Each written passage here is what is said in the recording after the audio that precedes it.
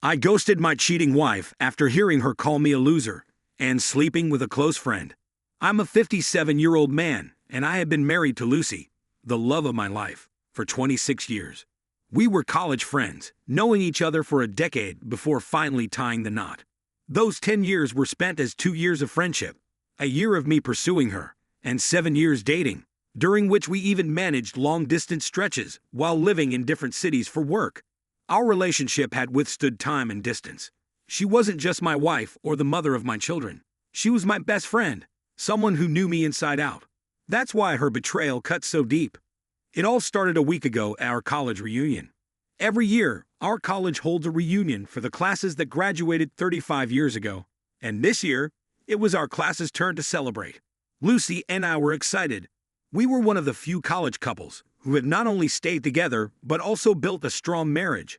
We looked forward to showing everyone how happy and solid our relationship was. Little did I know, I was walking into a storm. Things were going great at first. We were catching up with old friends, laughing and reminiscing when a familiar face approached us. Let's call him Rick. Rick had always had a thing for Lucy. He admired her openly back in college, and his affection for her was no secret. Lucy had her fair share of admirers, and while I was one of them too, Rick stood out for his persistence. He relentlessly pursued Lucy, even when he knew she was with me. I never let it bother me. Rick had always been a bit of a joke among our friends. He wasn't the type you take seriously. When Rick found out Lucy had married me, he sent me a text saying she had made a mistake and that I should take care of her as he would have. We both laughed it off back then, but now, here he was again at the reunion, still seemingly stuck on her after all these years. Rick approached us with a hug, but Lucy hesitated and shook his hand instead. His stare was intense, making her uncomfortable. He sat across from us, and when I asked if he had come with his family, he told me he was single, briefly married in his 40s, but now divorced. I offered a polite, "Sorry to hear that," but he laughed hysterically, saying, "You should be sorry. You stole my love." The tension in the air was palpable, but I shrugged it off. After all, we were too old to care about petty jealousy. As the evening progressed, Lucy grew quiet, and our close friend Nancy and I tried to lift her spirits. Lucy had always been one to overthink, and I figured Rick's presence was unsettling for her. Then, unexpectedly, Rick approached us again, apologizing for upsetting her earlier. He claimed he just wanted her to know she still had an admirer, despite the years and the changes time had brought. His words were cringy, but Lucy hugged him, asking him to move on. With that, we all headed to the dance floor. The party was in full swing. People were dancing, laughing, having a great time. I kept an eye on Lucy, though. Rick was whispering things to her, and while she smiled and nodded, I didn't think much of it at the time. After all, I trusted her completely. As the night wore on, I lost track of Lucy and Nancy. At first, I didn't think much of it. We were all mingling with old friends. But when they didn't return after a while, I started to get worried. I tried calling Lucy, but there was no answer, probably because of the loud music. After about half an hour, Lucy came back, but something about her seemed off. She was quiet, distant, and kept insisting we leave early. On the drive home, Lucy remained silent, which was unlike her. I kept asking if she was okay, but she brushed me off, saying she was just tired. I knew something was wrong, but I let it go for the night. Later that night, around 2 a.m., Lucy woke me up.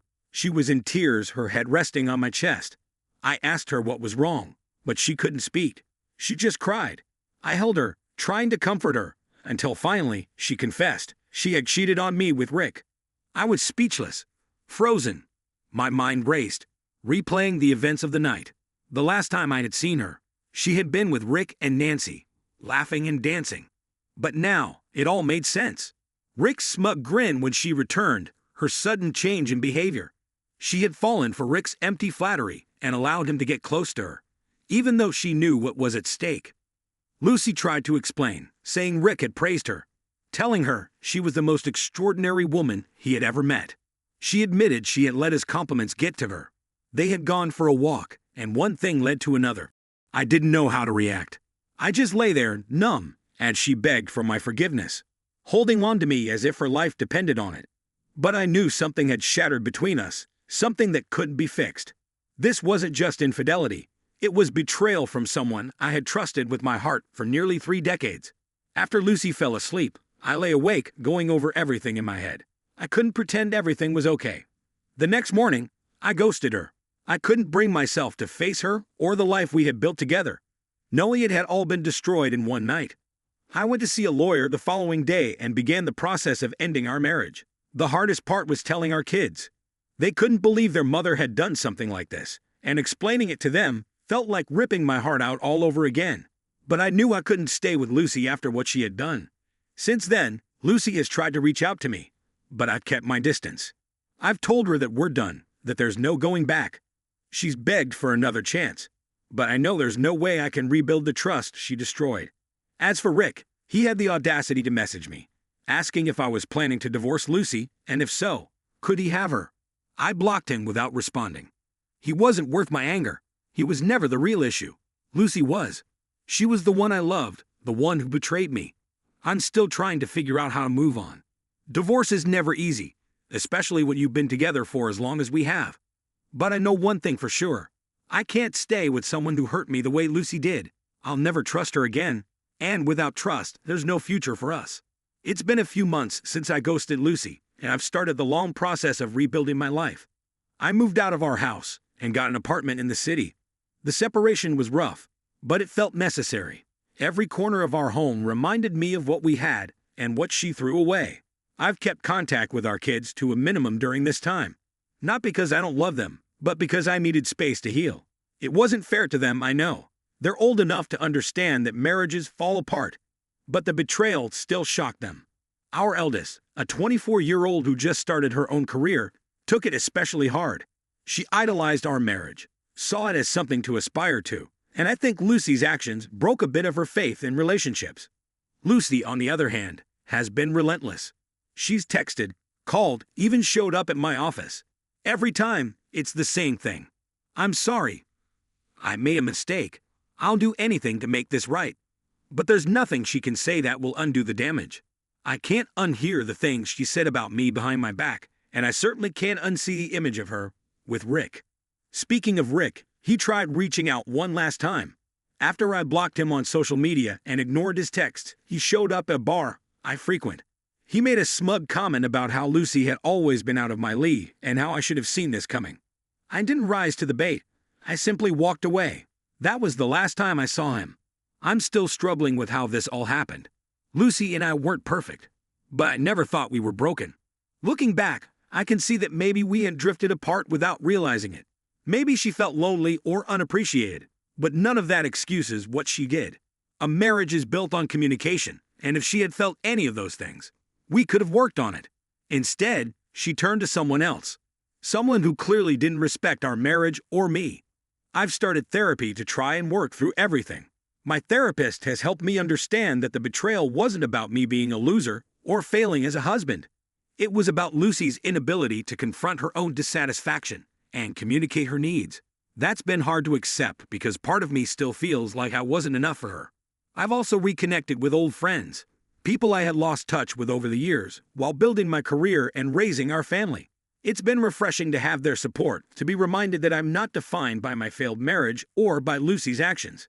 I'm taking things day by day. Some days, I feel like I'm moving forward, like the weight of everything is finally lifting. Other days, the pain feels just as fresh as the night she confessed. But I'm learning that healing isn't a straight line. It's messy, and it takes time. As for Lucy, I don't know what the future holds for her. I've heard through mutual friends that she's been struggling with guilt and regret. She's tried to repair her relationship with our kids, but they're keeping her at arm's length for now. I can't speak for them, but I imagine they'll forgive her in time. I'm not sure if I ever will. I've started thinking about what my life will look like now that I'm single again. It's a strange feeling after being married for so long. The dating world is foreign to me, and to be honest, I'm not sure I'm ready to jump back into it. For now, I'm focusing on myself, figuring out who I am outside of my marriage. I've rediscovered hobbies I had let fall by the wayside. Reading, hiking, cooking for myself instead of a family. One thing I know for sure is that I'll be more cautious next time. I won't rush into anything, and I'll make sure that trust is at the foundation of any future relationship. Because if there's one thing I've learned from all of this, it's that trust is everything. Without it, love can't survive. Months passed, And slowly, I began to rebuild a life that felt unfamiliar at first, but eventually became my new normal. The apartment, once a stark reminder of everything I had lost, started to feel like home. I filled it with new furniture, nothing extravagant, but things that felt like they were truly mine, not part of a shared life that had crumbled. The hardest part, though, was seeing the kids. My heart ached every time they visited, carrying the unspoken weight of our fractured family. Our son, the younger one, was still processing everything in his own quiet way. He'd ask about Mom sometimes, about why we weren't fixing things. Those questions hurt the most. How do you explain to a child that some things are broken beyond repair? My daughter, though, was different. She had hardened. She rarely mentioned Lucy at all, and when she did, there was a bitterness in her voice. I worried for her, for what this would do to her own relationships in the future. She had trusted us, believed in us, and now she seemed to view love and commitment with suspicion. I tried to tell her that not every relationship ends in betrayal, that people make mistakes, but she wasn't ready to hear it. Maybe she wouldn't be for a long time. I kept therapy going. My therapist, Carol, helped me sort through the layers of grief and anger. Some sessions were about Lucy, but more often they were about me. About the things I had ignored in myself during the marriage, the parts of me I had sacrificed to keep the peace, to keep the illusion of a happy family intact. It was eye-opening to realize that, while Lucy had betrayed me, I had also betrayed myself in small, almost imperceptible ways over the years. But healing wasn't just about letting go of the past, it was about facing the future. One day, Carol asked me if I could ever see myself forgiving Lucy.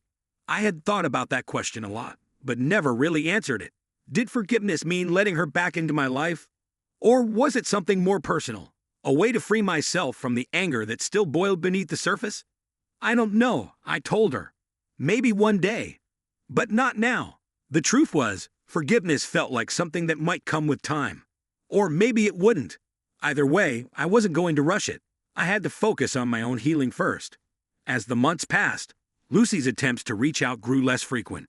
The texts became sporadic. The phone calls stopped. I think she finally understood that I needed space, that there was no quick fix to what she had broken.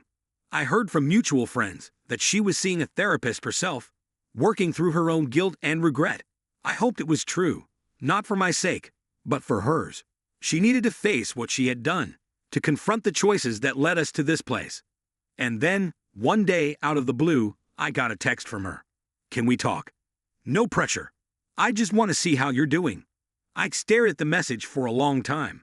I wasn't sure if I was ready for that conversation, but something in me, maybe curiosity, maybe a need for closure, pushed me to reply.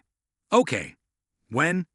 We met at a small cafe, far from the places we used to frequent together.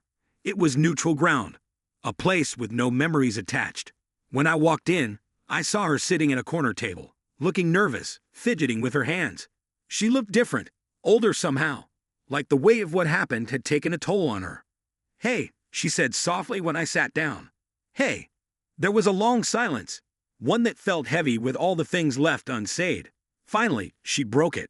I don't know how to start this, she admitted. I've been thinking about this conversation for months, and now that we're here, I don't know what to say. You don't have to say anything, I replied. I'm here. That's enough. She nodded, her eyes brimming with unshed tears. I just wanted you to know that I've been working on myself. I've been seeing a therapist, and I've had a lot of time to think about everything. About what I did, about us. I didn't respond right away. I wasn't sure what she wanted from me. Forgiveness? Understanding? I wasn't sure I had either to give. I hurt you, she continued, her voice cracking. I know that, and I can never take it back. I don't expect you to forgive me. I just needed to tell you how sorry I am. Truly. Her apology felt sincere, but it didn't lessen the pain. Nothing ever would. But for the first time, I saw her vulnerability, her regret. And that made her human again. Not just the villain I had built her up to be in my mind. I'm trying to move on, I said quietly. It's hard. Some days are better than others. I know, she whispered. Me too.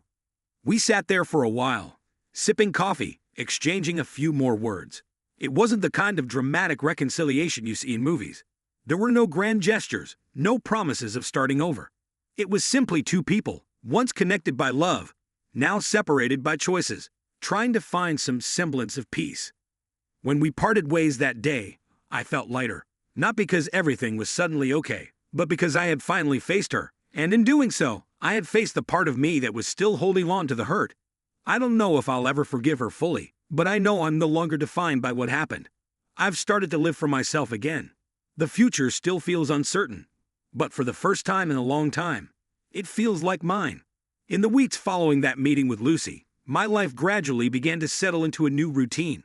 The initial rush of emotions, anger, sadness, confusion, had started to ebb, making way for a cautious sense of normalcy. I spent more time focusing on myself, finding solace in old hobbies I'd long neglected. I reconnected with friends I'd lost touch with over the years, and I even took up painting again, something I hadn't done since college. Work had become a more prominent part of my life. I threw myself into my projects with renewed energy. Remote work allowed me more flexibility, and I found that having a purpose helped me heal. I also took on some pro bono work, which not only brought a sense of accomplishment, but also connected me with others who needed support. The interactions with my children were still a mixed bag. My son seemed to be adjusting better, though he missed his mother deeply. He was growing into his own person, and I admired his resilience. My daughter, on the other hand, remained distant, though she was slowly opening up. She had moved out, seeking independence and a fresh start. I supported her decision, though it left a void in our home that was hard to fill. My occasional meetings with Lucy remained civil but brief. They were always practical. Discussions about finances, the logistics of the divorce, and arrangements for the kids. We avoided deep conversations. Our interactions were polite but lacked the warmth that once defined our relationship. I no longer sought closure from her. Instead, I was focused on forging my own path.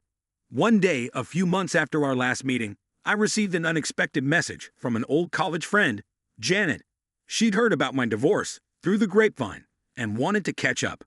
Janet and I had always had a friendly connection back in college, but life had taken us in different directions. Her message was a welcome distraction, a reminder that there was still a world outside of my personal turmoil.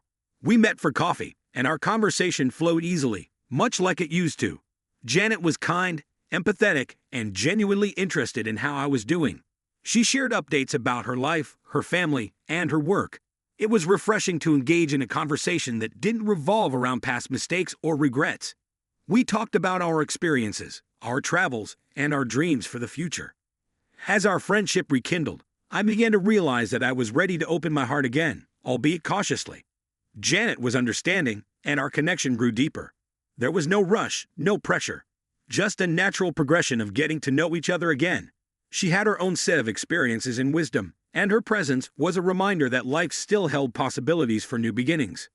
One evening, as we walked through a park near my apartment, Janet turned to me and said, "You know, you're stronger than you think. You've been through a lot, but you're handling it with grace. That's something to be proud of." Her words resonated with me more than I expected. They were a reminder that despite everything, I was moving forward. I had survived a profound betrayal and had begun to rebuild my life, brick by brick. The path ahead was uncertain, but it was mine to navigate. As time went on, the bitterness of the past began to fade. I found peace in knowing that I had made the right decisions for myself and my family. I continued to work, to paint, and to enjoy the small pleasures that life offered. The pain of the past remained a part of me, but it no longer defined who I was or who I would become. In the end, the experience taught me about resilience, about the strength to forgive, even if that forgiveness is for my own peace of mind rather than for others. It taught me to value myself, to seek joy in the present, and to remain open to the possibilities of the future. Life, as it turns out, has a way of moving forward, even when we feel stuck in the past, and as I look ahead, I do so with a sense of hope and a belief that better days are still to come.